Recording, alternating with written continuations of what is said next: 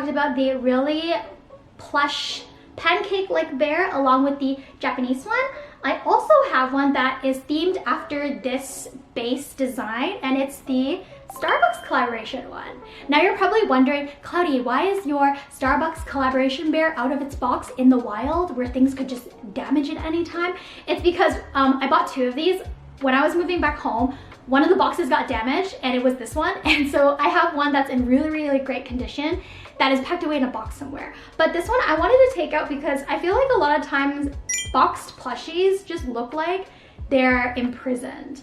And a lot of times the boxes will kind of force the plushie to be warped in a certain shape and way. The fur gets a bit matted in a weird way, so I felt like boxing one of them was kind of sad. It comes with the Starbucks apron, and it also has the little Starbucks tag on the side. When these came out, they were pretty popular in Korea. I would say the mugs and the tumblers were way more popular than the plushie. Next up is a really fuzzy bear that I wanted to show you guys. I got it from Thailand, and it was a little bit expensive to ship over. I also bought it secondhand because there are a lot of resellers or just licensed line friends representatives that will sell things in other places in Asia, and this is the bear that I got from Thailand. He is one of the most unique pieces in my collection compared to this one with the floppy legs, and also this one with the pancake body, and even this one with the tiny legs and arms. He is actually quite tall. He has a really big head, but he has also elongated arms and legs and a really fuzzy tummy as well. Surprisingly, he doesn't have the protruding nose, which I thought would have added a lot of dimension to the character. I feel like flat-faced bears are usually not as animated looking as the ones that have the little protruding nose over here. And one of the reasons why I had to get this one is because if you put it properly on the shelf, he will actually stand on his own. He is just so fluffy and so cute. I just thought that it's really unique that they made such a furry bear for a place like Thailand, especially when Thailand is also so hot. And I feel like the temperature where you're living oftentimes will affect how your plushies will sit on the shelf or deteriorate over time. Like compared to this one, my original bear, he has a lot of weight to him. Like when he sits, the bottom of his butt is stuffed with little beads, versus this one is just fully stuffed with cotton inside. So he is really lightweight and just almost feels like a cloud personified as a bear. Speaking of Thailand, another bear that I feel like should have released in Thailand but actually first released in Korea is the pineapple bear. The pineapple bear is one of the medium-sized bears, so they're not as big as the original, but they're also not as small, as compact as the pancake style ones. They have the short fur, which is very typical of line friends, and they have a hat in the back that you can take off. I'm not going to take it off now because it's a bit of a hassle to get it back on, and I think he looks way more adorable with the pineapple on. There's also a baby version.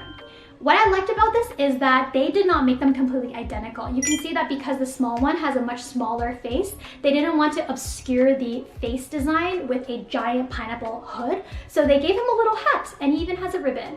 And I actually think that the small one is way cuter than the big one. Also, this is a really popular style that Line Friends likes to do. They'll like to create a bear and just put some sort of hat design over it. Right now, because it's the lunar year of the dragon, Line Friends has a dragon-themed bear plushie that is available in the Korean store on Naver and also in the Line Friends store for America. Speaking of special collaborations, I did mention how I don't have many of my Christmas Line Friends bears around at the moment, but one of the small ones that I do have is this really cute Christmas tree one. This one was really adorable. When they released this a year or two ago, they had a lot of different Christmas designs. Some are ornament themed, some are big standing plushies, and some are really tiny ones. So it's really easy to remove the tree, just like that. And I was kind of surprised that they made a sort of pancake version that is smaller and also chubbier. On his feet are actually beans instead of the regular stuffing, which is why you can see that he'll be able to stand a lot easier. And it's pretty easy to put the hood back on too. Another special edition one that I haven't even taken out of the packaging is this one. This is a coffee barista Line Friends bear. Now you would think that if Starbucks did a Line Friends collaboration that they would create a barista bear, but this barista bear is more detailed than the actual Starbucks bear. So this one was done in collaboration with Luckin Coffee, and he has a little name tag, an apron, and he's also holding a cup of coffee in his other paw. He has a keychain design, but you can't really see because he's in the packaging, and he is one of my rarest bears because at the time when he released in Korea, you couldn't get this bear unless you bought the full-on coffee set, and the coffee set was some sort of high-priced $70 or $80 box of huge coffee. Like, trust me, if I drank that much coffee and I was in a coffee, I would have bought it, but I felt like it was so overpriced to buy a huge set of coffee just to get the bear. But luck would have it that someone did buy the huge coffee set and they weren't a bear fan. So I ended up buying this off of the secondhand app in Korea. So in Korea, there are two really big secondhand apps. One is called Tangun, which is called Carrot, where you can sell things locally in your neighborhood. And the second one is called Ponjang. And that one has a wider range where you can sell things all over Korea. So I was able to get my hands on this one. I'm really happy that I stumbled across him. We are almost done. I have a couple more bears for you. The first one is this birthday bear. As I said before, Line Friends started getting really obsessed with this kind of fur when my original bear released. This birthday one sold out crazy quickly. They only made two of them. Brown had a blue shirt on with a yellow hat, and I believe Coney the bunny had pink details. Both of them sold out really quickly, and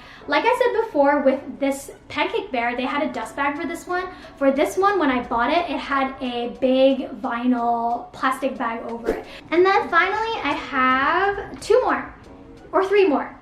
This one came out last year as part of the Huggy series. So these bears all have longer arms, longer torsos, and longer legs so that they can sort of hug you. And the one that I got is a pouch. So this one has a big clip. You can clip it on your backpack.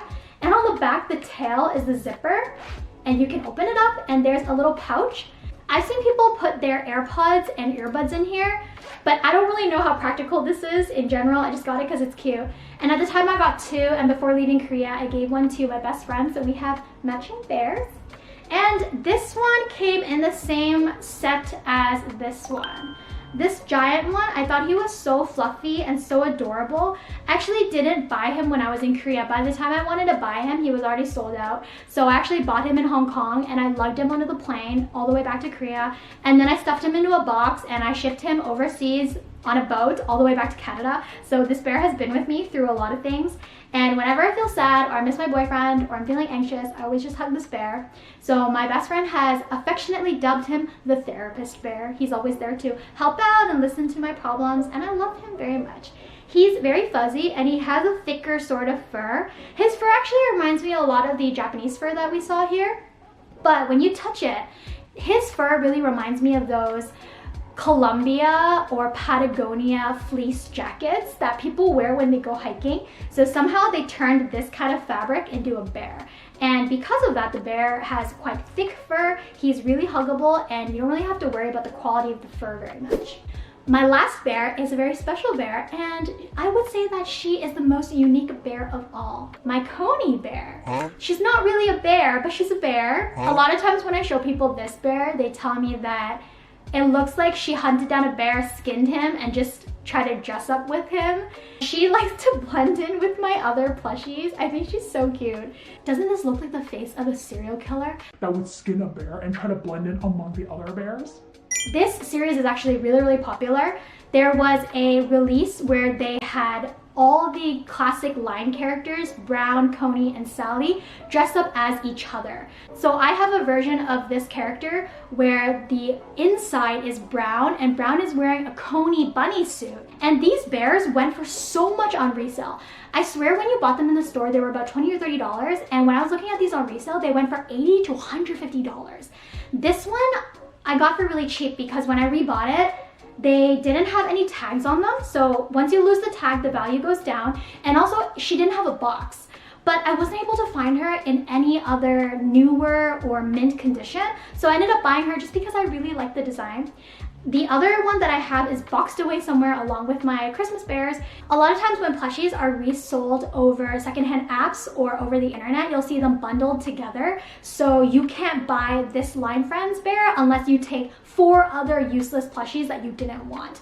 Or you can't buy this one because they're selling 2 of them for maybe $100 rather than selling 1 of them. So it's a little bit difficult to sort of navigate your way through the plushie world and trying to ascertain what is good value, what is good quality, and what you want to add to your collection. I hope you guys enjoyed this video, and as you can see, I tend to nerd out a lot when it comes to collecting. I really think each and every piece of my collection has something really unique about it. Otherwise, I wouldn't buy them, right?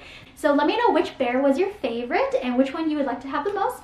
And I will talk to you guys in another plushie vlog very soon. Definitely will be coming out with a lot more collections vlogs. Bye!